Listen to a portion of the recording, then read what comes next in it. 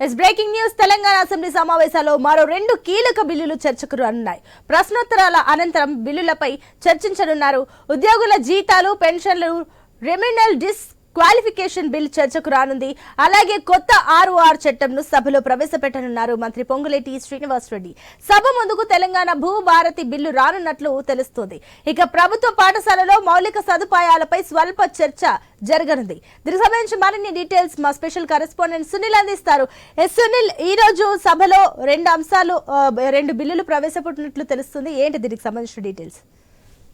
కాసేపట్లో అసెంబ్లీ ప్రారంభం కాబోతుంది. 10 గంటలకి ప్రారంభం కన్నా ఈ రోజు సెషన్ లో మొదట ప్రశ్నోత్తరాల సమయం.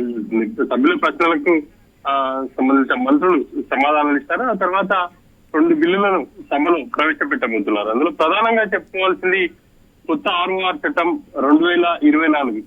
గతంలో ఉన్నటువంటి ధరని మారుస్తామని చెప్పేసి గత ఎన్నికల ముందు కాంగ్రెస్ పార్టీ హామీ ఇచ్చింది. తాము అధికారంలోకి వస్తే ధరని మార్చి కొత్త చట్టం తీసుకొస్తామని చెప్పేసింది. అందులో భాగంగానే తెలంగాణ భూభారతి బిల్లును ఈ రోజు అసెంబ్లీలో ప్రవేశపెట్టబోతున్నారు. మంత్రి పొంగులేటి శ్రీనివాసరెడ్డి రెవెన్యూ శాఖ మంత్రిగా ఉన్నారు.